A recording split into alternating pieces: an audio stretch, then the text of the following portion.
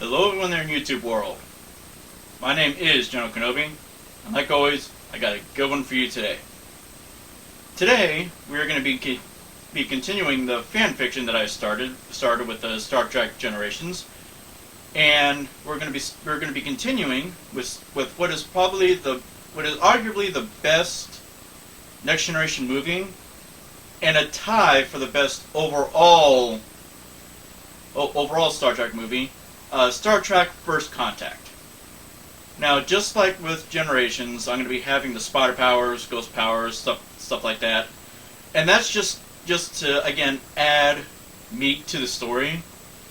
Because for those of you who have seen First Contact, you know some of it takes place on the Enterprise, and some of it takes place on the surface of a planet. And if I didn't have the ghost powers and the ability to be in two places at once, then everything that happened on the surface wouldn't be in the story. So I'd be cutting out at least half the story. So that's why I added the power, so I can add more meat to the story.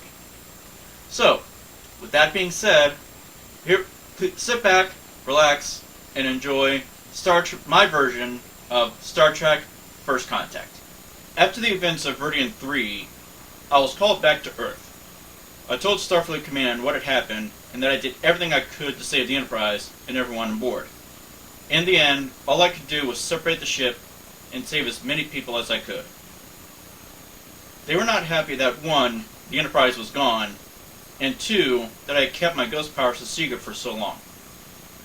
I said that it was my choice not to mention my powers, my other powers. There are still those in Starfleet that believe I got my rank because of my powers, and that is not true. I worked hard for my rank, just like everyone else. My powers had nothing to do with that. They agreed, and I was not in any trouble.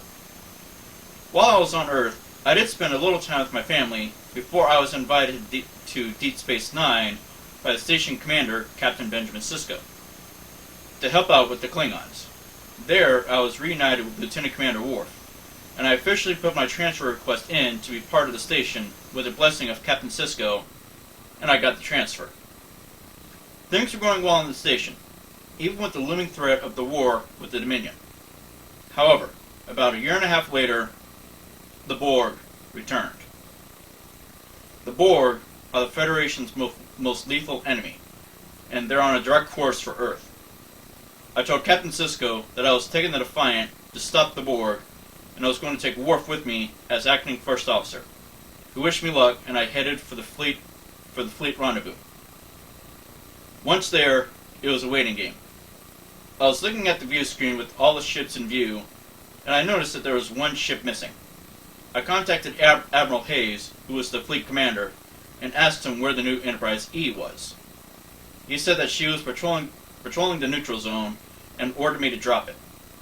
I was thinking, the biggest threat to the Federation is on its way, and you have the most advanced ship in the fleet, the best crew, and the one man who has even more experience with the Borg than myself and Worf patrolling the neutral zone?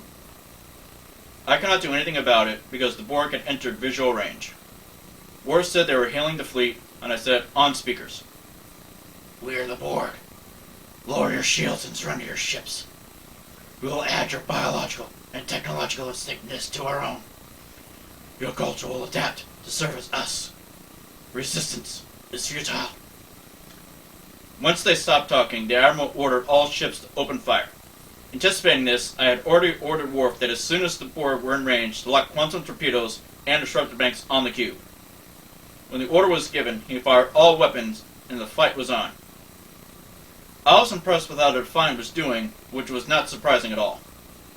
However, as the battle went on, the ship was taking a beating. I ordered another attack run. When we got hit again, because our inertial dampeners were offline, I went flying out of my chair. I saw the helmsman next to me, and I checked for a pulse, and found that he was dead. I hauled myself into the helm chair, and Worf asked for a report.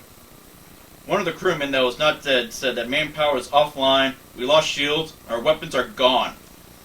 I turned around in time to see Worf pound the console next to him. He looked at me and said, "Perhaps today is a good day to die." I moved my hands across the helm and said I was setting a collision course, and was ready to engage what was left of the warp engines. That same crewman said that there was another starship coming in. I waited when that same crewman yelled with glee, that it was the Enterprise. I slowly stood up and said, "Your timing is impeccable, Jean-Luc."